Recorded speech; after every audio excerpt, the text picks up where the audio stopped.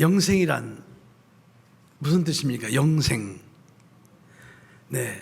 그냥 영원히 사는 삶을 영생이라고 말합니다. 그런데 이제 이 영생을 갖다 우리가 구분할 줄 알아야 되는데, 영생과 영벌로 여러분들이 구분하시면 좋습니다.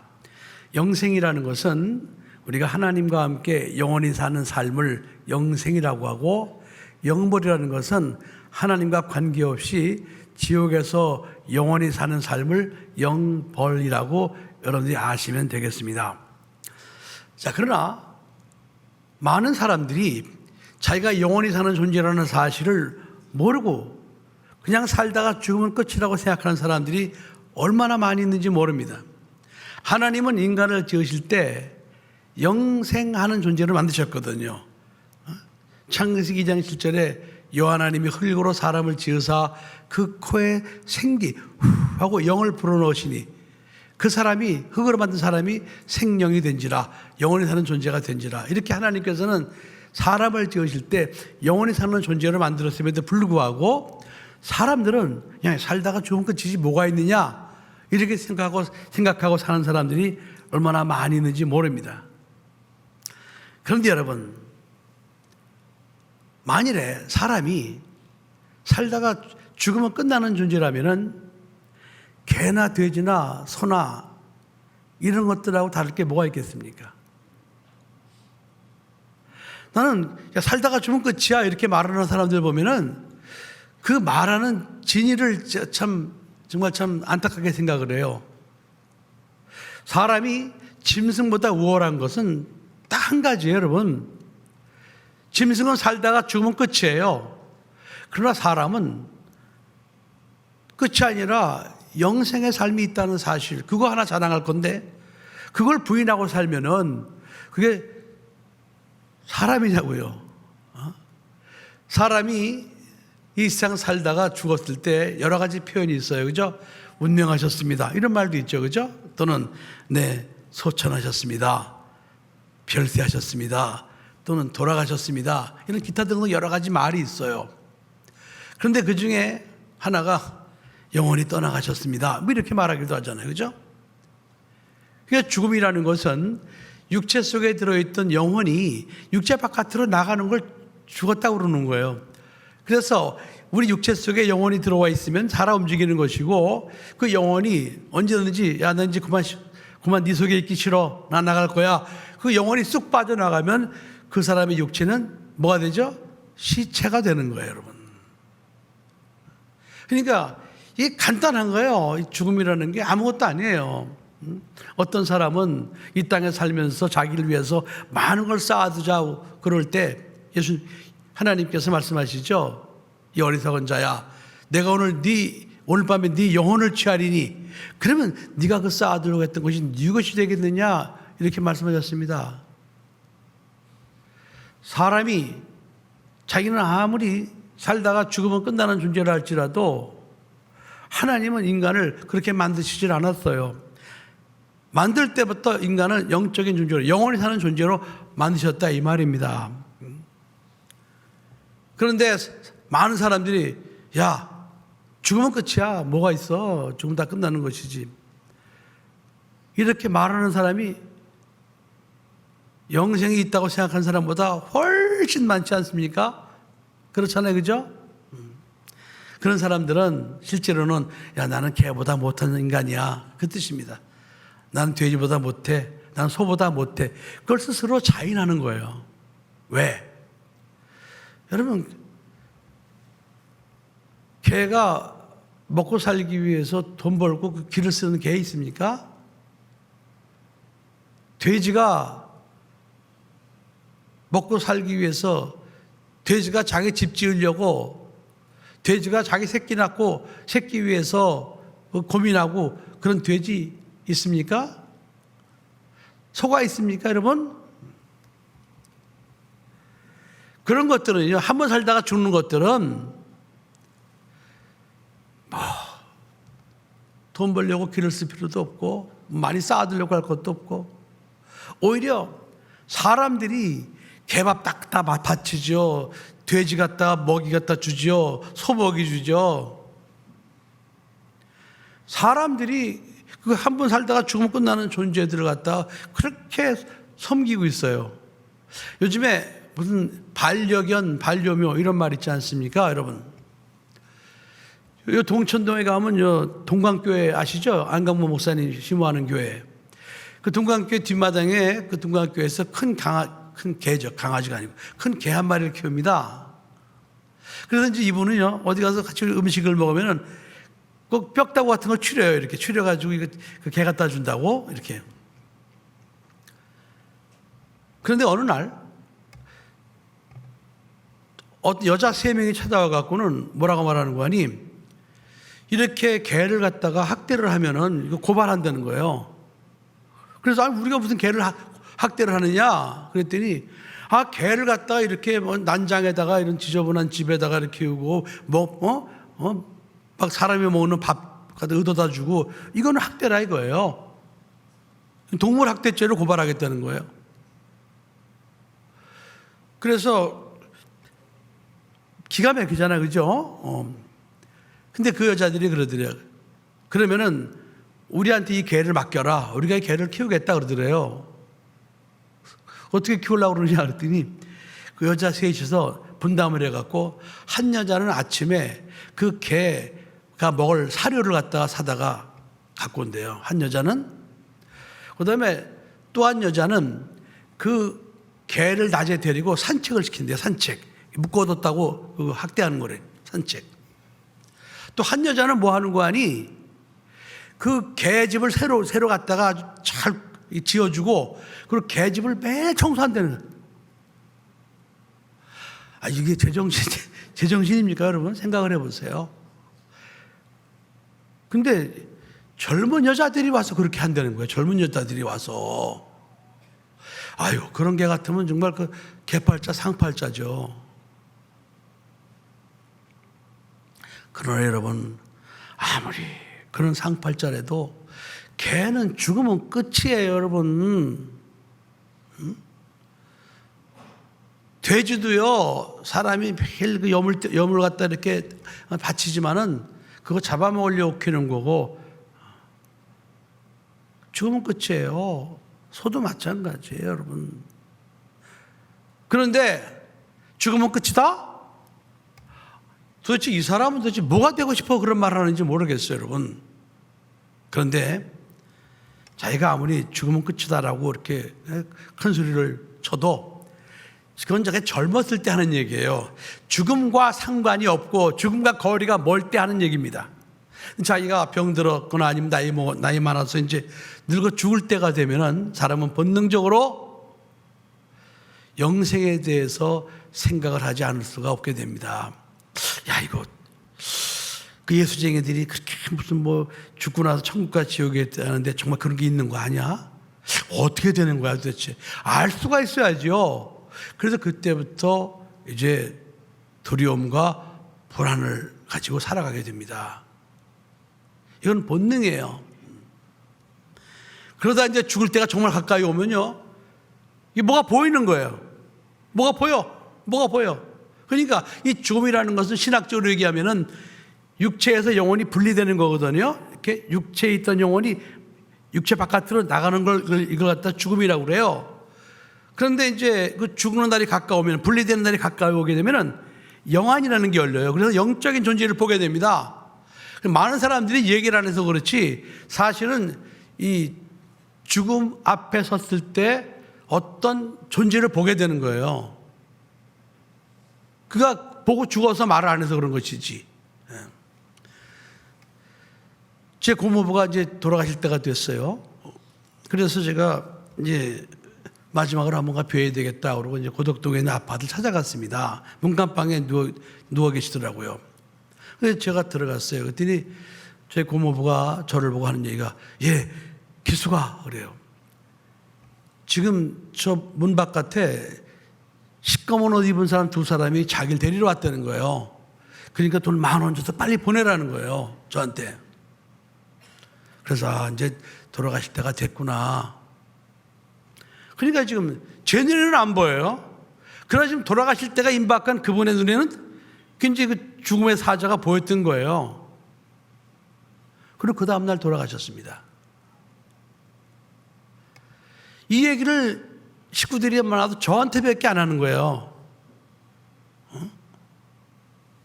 얼마나 두렵겠습니까, 여러분? 생각해 보세요. 야, 죽으면 끝이야. 큰 소리 빵빵 치고 살다가 이 시커먼 것이 나타나가지고 가자고 그러니까 얼마나 두렵겠습니까, 여러분? 예수 믿는 사람들은요, 흰옷 입은 천사들이 대부분 나타나요. 그래서 흰옷 입은 천사들이 죽음을 이렇게 다 잘 준비해 줍니다. 거지 나사로도 천사들의 손에 받들려서 아브라함 밤에 들어갔다고 그랬잖아요. 이게 성경이에요.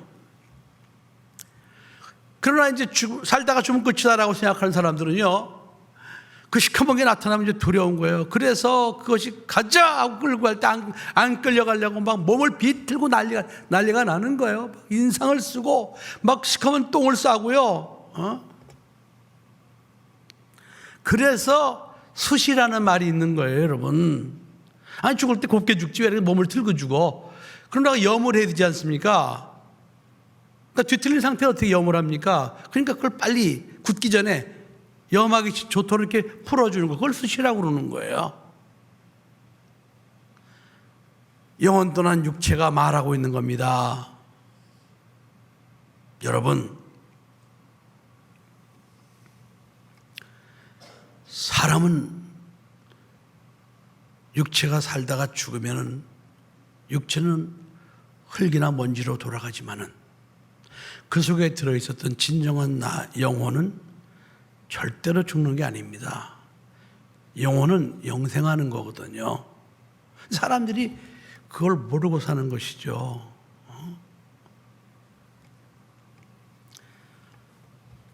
어떤 분이 예수님을 믿고 목사님이 되셨어요. 그래가지고 교회를 갔는데, 교회 가보니까 영생을 안 믿는 사람들이 엄청 많더래요. 아니, 예수를 믿는다고 교회 나왔는데 영생이 뭔지 모르는 사람들이 너무 많더라는 거예요. 자기는 이제 중간에 나이 50대에서 예수를 믿기 시작해서 체험을 통해서 예수 믿었으니까 막 이제 천국과 지옥에 있는 걸 확실히 경험하고 이제 예수 믿었거든요.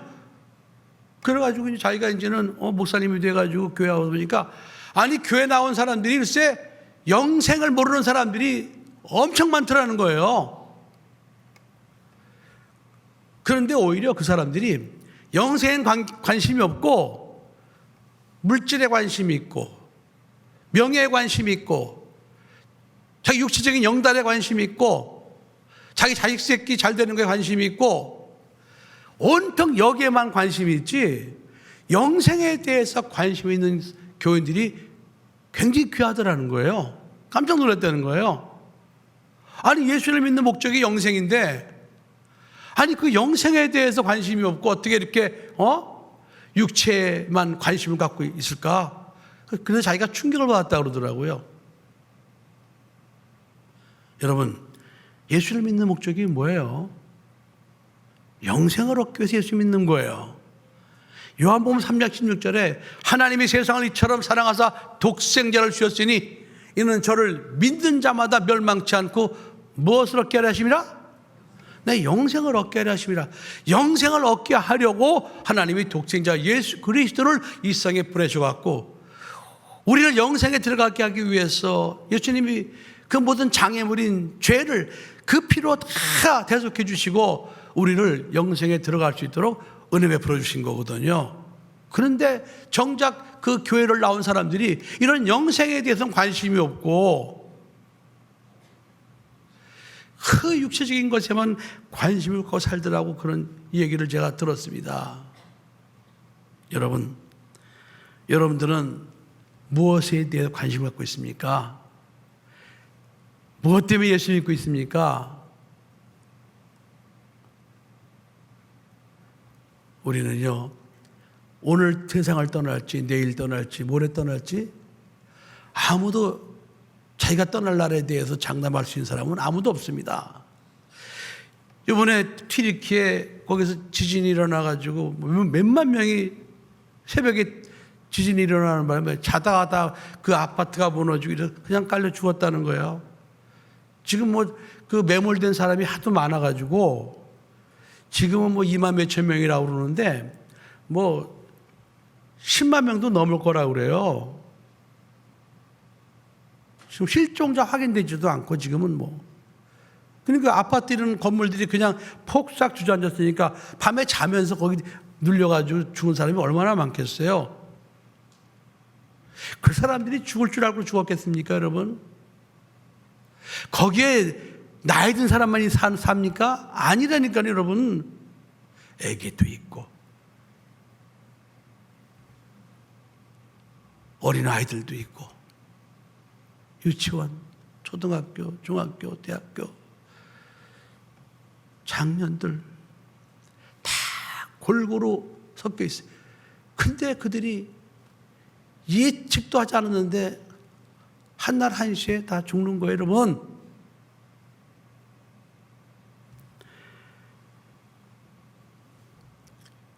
죽음이라는 것은 누구에게나 불시에 닥쳐올 수 있는 겁니다.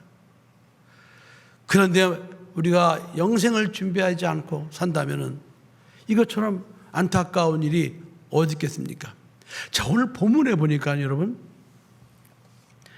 19절 이하에 한 부자가 있어 자색 옷과 고운 베옷을 입고 날마다 호화로 연락하는데 나사로라 이름한 거지가 헌대를 앓으며 그 부자의 대문에 누워서 부자의 상에서 떨어지는 것으로 배불리려 하며 그랬습니다. 자, 여러분, 이 말씀은 비유일까요? 이건 사실일까요? 비유? 비유 아니에요. 비유가 아니라는 증거가 어디 있습니까? 네? 비유가 아니라는 증거가 어디 있어요? 만일에 비유일 것 같으면은 한 부자와 거지가 있었다 이렇게 얘기했을 거예요. 그런데 부자는 관심이 없으니까 부자 이름은 관심이 없어 하나님. 그런데 이 거지는 거지지만 나사로예요. 하나님이 그 이름을 기억하신다 이 말이에요. 하나님이 이름을 기억하신다. 거지지만은 그가 부자의 대문에 누워서 부자의 상에서 떨어지는 것으로 배를 채우고 또 개들이 와서 그 아픈 데를 핥고지나가고 이렇게 너무나 불쌍하게 살지만은 그러나 그 영혼을 하나님은 그 이름을 기억하고 계시다 이 말입니다. 누구든지 생명책에 그 이름이 농명되지 않은 자는 다 망한다고 그랬습니다. 그러니까 이건 사실이란 말이죠. 거지 나사로라는 이름이 있으니까 사실. 부자는 이름을 알 필요가 없어요. 이건 하나님이 기억할 필요가 없으니까. 농명되지 않았으니까. 생명책에 농명되지 않았다 이 말이에요, 여러분. 그런데 부자도 죽고 거지 나사로도 죽었습니다. 죽는 건 똑같아요. 죽음 앞에서는 빈부귀천 따질 게 없어요. 다 똑같아요. 그런데 이 부자는 호화로에 연락하면서 자색 옷을 입고 떵떵거리며 살았어요. 그런데 여러분, 이 부자가 뭐 잘못한 게 있습니까? 아니, 부자가 뭐 잘못한 거 있어요? 죄 졌어요? 아니에요, 여러분. 그런데 이 부자는 죽었는데 불꽃 가운데서 고민하는 신세가 됐어요. 음부에 떨어져서. 살다가 죽으면 끝인 줄 알았어. 이 부자는요. 떵떵거리고 살았어요. 호의호식하고 살았어요. 야, 죽으면 끝이지 뭐가 있어. 그러고 살았어요. 그런데 죽고 나서 보니까 그게 아니네. 죽고 나서 보니까 자기 영혼이 음부에 떨어졌어요. 불꽃 가운데 자기가 이제 그 지옥 들어가기 위해서 고민하는 신세가 됐어요. 얼마나 많은 고민을 했는지 24절에 보니까 아버지 아브라함이여 나를 긍휼히 여기사 나사로를 보내어 그 손가락 끝에 물을 찍어 내 혀를 서늘하게 하소서. 내가 이 불꽃 가운데서 고민하나이다 그랬습니다. 얼마나 고통에 고민을 했으면은 그 입술과 혀가 바짝바짝 말랐을까요? 그러니까 사정하는 거죠. 아버지 아브라함이요. 왜? 자기가 눈을 들어보니까 글쎄 자기 집 앞에서 그 얻어먹고 살던 거지 나사로가 글쎄 아버지 아브라함 품에 안겨 있는 거예요. 그래가지고 이런 사정을 하는 겁니다. 아버지, 저 나사로 손끝에 물 한 방울 찍어갖고 내게 보내서 내 혀를 좀 서늘하게 해주세요. 살다가 죽으면 끝인 줄 알았죠. 그러나 거지 나사로는 비록 거지로 살았지만 아니야, 살다가 죽으면 끝이 아니지. 자기가 자기 환경을 어떻게 할 수가 없잖아요. 누우면 병들었죠. 일할 수도 없잖아요. 그러나 그는 한 가지 소망, 나는 영생할 수 있어. 나는 영생할 수 있어. 내가 비록 지금은 이 땅에 살면서 내가 거지로 살고 내가 병든 몸으로 살고 내가 이 부잣집에서 나오는 음식 찌꺼기를 먹고 살지만은, 그러나 조금만 기다리자. 나에겐 영생이 있어. 저 아버지의 집에 가면, 천국에 가면은 그곳은 눈물도 없고 죽음도 없고 슬픔도 없고 이별도 없고 가난도 없고 어둠도 없는 그런 영생하는 곳이 나를 기다리고 있지. 그 소망을 가지고, 소망을 의지해서 거지 나사로는 영생의 소망을 가지고 살았던 것입니다. 어떤 사람들은 25절에 아브라함이 가로되 이제 너는 살았을 때 네 좋은 것을 받았고 나사로는 고난을 받았으니 이것을 기억하라. 이제 저는 여기서 위로를 받고 너는 고민을 받느니라. 이 말씀만 단편적으로 생각하면 부자는 이 땅에서 잘 살았으니까 저 영벌에 들어가고 저 병들고 가난한 거지는 영생에 들어간다고 이렇게 오해할 수도 있어요. 그러나 그게 아니에요, 여러분. 그게 아닙니다. 그게 아니고 이 부자는요, 영생의 삶을 준비하지 않았던 거예요. 그래서 그 이야기를 듣고 나서 오늘 27절이야. 가로되 그러면 구하노니 아버지여 나사로를 내 아버지 집에 보내줘서 내 형제 5이 있는데 저에게 증거하게 하여 저희로 이 고통받는 곳에 오지 않게 하소서. 이거 무슨 말이에요? 아니, 나는 몰랐어요. 나는 살다가 죽으면 끝인 줄 알았어요. 나는 부자로 만족하게 살았어요. 그런데 그게 아니라는 사실을 내가 경험하고 있어요. 그런데 우리 집에는요, 지금 내 형제들 5이 살고 있어요. 그들도 모르고 있어요. 그들 살다가 좀 끝인 줄 알고 있단 말이에요. 그러니까 나는 어차피 이렇게 됐으니까 저 나사로를, 죽었던 나사로 죽은 건 다 아니까 저 나사로를 갖다가 좀 우리 아버지 집에 보내갖고 내 형제들에게, 야, 살다가 죽으면 끝이 아니야. 영생이 있어. 영벌이 있어. 이걸 좀 저 죽은 나사로가 가서 얘기하면은 내 동생들이 정신을 바짝 차리고 영생을 준비할 것입니다. 그러니까 그렇게 좀 해주세요. 이렇게 부탁을 한 거예요, 여러분. 다시 말하면은 이 부자는 영생의 삶을 준비하지 않고 살았습니다.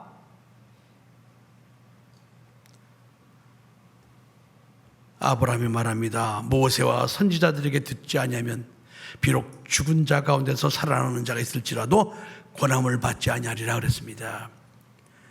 죽은 사람이 살아나서 야, 죽어보니까 이런 데가 있어. 아무리 얘기해도 여러분 그것은 안 통합니다. 이 땅에서 믿음은 들음에서 나고 들음은 그리스도의 말씀으로 말미암느니라. 복음을 전하는 자들의 그 말을 믿지 않으면 그건 죽은 자가 살아나서 말해도 안 듣는다 이 말이에요, 여러분. 아멘.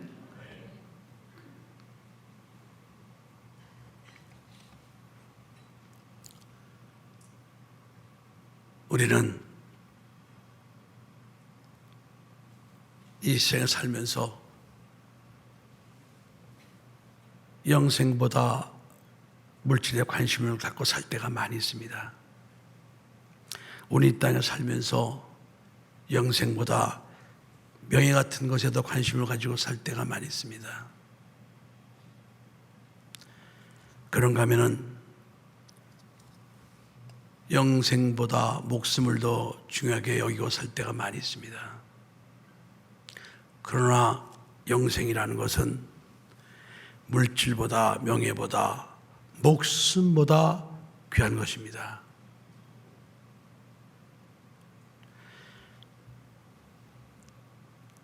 제가 오늘 새벽에 나오미와 룻에 대한 설교를 짧게 했습니다. 제가 오늘 이 말씀을 준비하면서 야, 참 나오미가 정말 참 훌륭한 믿음의 사람이었구나. 그런가 하면 룻도 바로 그것을 보았구나. 나오미라는 여인은 베들레헴에 살다 흉년이 드니까 남편 엘리멜렉을 따라서 모압 땅으로 이주를 했습니다. 근데 거기서 남편 엘리멜렉을 잃었습니다. 남편 없는 과부가 된 것입니다. 두 아들을 장가들였습니다. 모압 여인과. 그런데 그들이라도 좀 잘 살면 되는데 조금 있다가 두 아들도 차례차례 죽었습니다. 여러분, 이 정도가 되면 이제 그때 나오미가 어떤 생각을 하는 게 정상이겠습니까? 하나님을 향하여 원망하는 게 정상일 수 있습니다. 그래요. 남편은 어차피 남이었으니까 죽으면은 뭐 잠시는 슬프겠지만은 세월 지나면 잊혀지잖아요. 그런데 어미 입장에서 자식이 둘 다 죽으면은 자식은 가슴에 묻는다고 그러잖아요. 그 고통, 남편도 잃었지. 그 이방인 땅에서 두 아들도 잃었지. 그러니까 그 나오미의 속이 어땠겠습니까? 여러분 생각해 보세요. 하나님을 100번 원망하고도 남죠.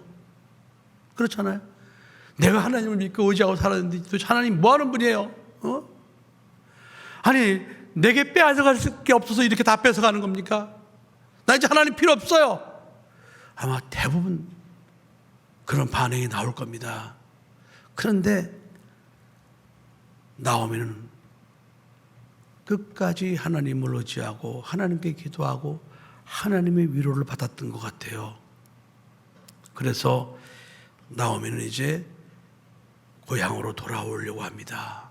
돌아오려고 할 때 두 며느리에게 얘들아, 이제 너희들은 너희 집으로 돌아가라.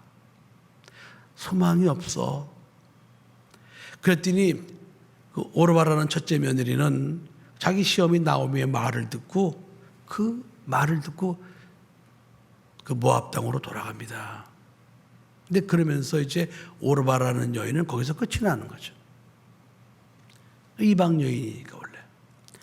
근데 룻은 어머니가 돌아가라 그러니까 룻기 1장 16절 17절에 이렇게 고백하죠. 나로 어머니를 떠나며 어머니를 따르지 말고 돌아가라. 강권하지 마옵소서.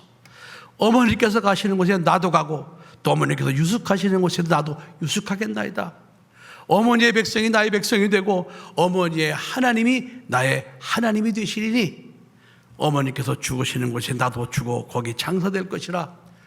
만일 내가 죽는 일 외에 어머니와 떠나면 여호와께서 내게 벌을 내리시고 또 내리시기를 원하나이다 그랬습니다. 최후 통첩을 한 거예요. 그러니까 롯이 이렇게 보니까 자기 시어머니가 그런 고통 속에서 하나님만을 의지하고 하나님께 기도하고 이러면서 버티는 거 보니까 그 하나님이 진짜 하나님이야. 자기 시어머니 나오미가 믿는 하나님이 진짜 하나님이에요. 자기 같으면 그냥 머리를 풀고 길바닥에 나가서 미친년처럼 돌아다닐 텐데 자기 시어머니 나오미는 그런 고통 속에서도 그 여호와 하나님을 의지하는 거예요. 야, 저 하나님이 진짜 하나님이야. 저 하나님. 그래서 룻이라는 여인은 아무런 소망도 없지만 어머니를 따라가면 아무 소망이 없잖아요. 그럼에도 불구하고 나는 영생을 주시는 하나님의 백성이 되어야 되겠다. 나는 저 하나님을 믿어야 되겠다.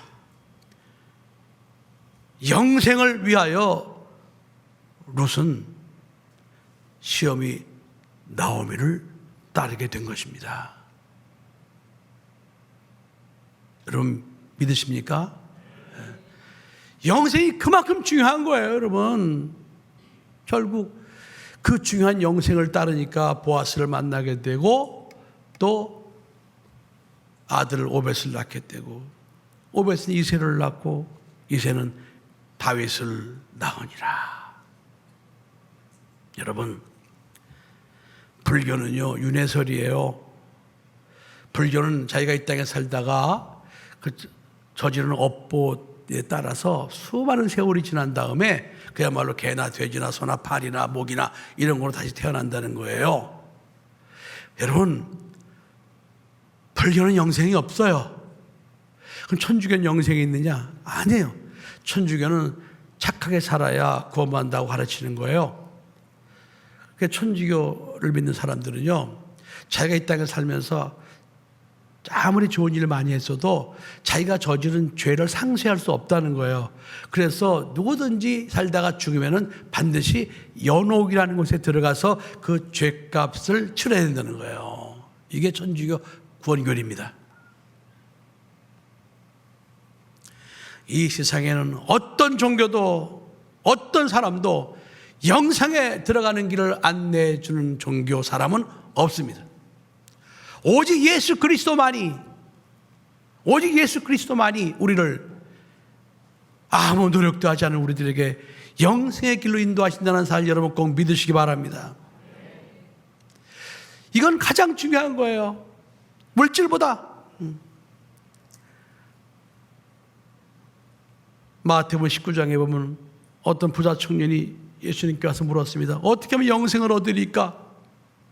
영생을 얻는 게 소망이에요. 예수님께서 말씀하십니다. 네 가진 것을 팔아서 가난한 자들에게 주고 나를 따라 그랬습니다. 그러니까 이 부자는 물질이 많으니까 근심하며 가니라 그랬습니다. 그러니까 물질이 너무 귀하니까 영생을 포기하겠다 이 말이에요, 여러분. 그런가 하면은 또 누가복음 19장에 보면요, 세리장이 부자 삭개오, 예수님이 그 집에 들어오셨어요. 그랬더니 삭개오가 내 재산의 절반을 팔아서 가난한 자들에게 나눠주겠나이다. 그리고 만일 제가 남의 걸 토색한 일이 있으면 제가 4배나 갚겠나이다. 그랬더니 예수님께서 말씀하시길 구원이 이 집에 이르렀도다. 이도 아브라함의 자손이로다 그랬습니다. 여러분, 물질보다 영생의 소망을 가지고 살아야 됩니다.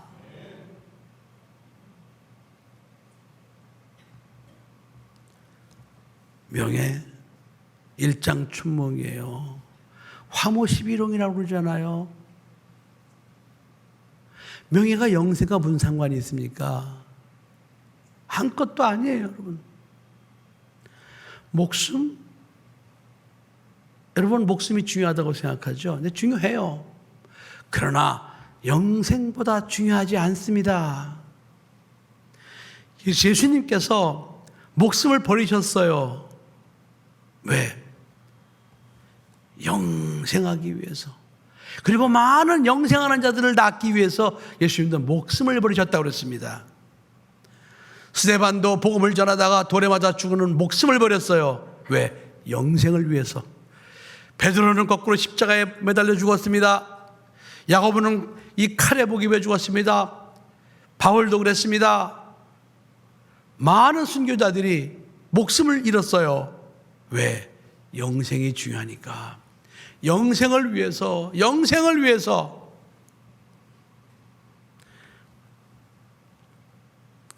사랑하는 성도 여러분, 오늘 이 시간부터 영생을 위해서 사시기 바랍니다. 그런데 영생은 내가 노력하는 게 하나도 없어요. 전적인 예수 그리스도의 은혜를 믿어서 영생에 들어가게 됐어요. 그런가 하면 우리가 이렇게 노력하지 않고 받은 영생을 끝이냐? 아니에요. 영생에 들어간 우리들은 그때부터 영생의 삶을 위하여 우리는 이 땅에서 준비해야 됩니다. 이건 노력해야 돼요. 헌신해야 돼요. 하나님이 기뻐하시는 일 하셔야 돼요. 전도해야 돼요. 열심히 하나님이 기뻐하시는 일을 하는 사람이 정말 진정으로 영생을 준비하는 삶이라는 것을 여러분 꼭 믿으시기 바랍니다. 여러분 몸을 일으키세요. 절대로 예수 그리스도의 은혜로 구원받아 영생에 들어가는 것에 만족해서는 절대로 안 됩니다. 하나님이 기뻐하시는 삶을 사세요. 하나님의 영광을 위해 사세요. 그런 사람들이 진정으로 영생에 들어갈 수 있는 그런 자격을 갖춘 사람이 되는 겁니다. 오늘 이 설교. 영생의 삶을 준비하며 살아라. 영생의 삶을 준비하며 살아라. 물질보다 명예보다 목숨보다 영생의 삶을 준비하며 살아라. 오늘 이 말씀을 가슴속에 새기시고 꼭 영생의 삶을 준비할 수 있는 여러분 되시기를 예수 이름으로 간절히 축복합니다. 기도하시겠습니다.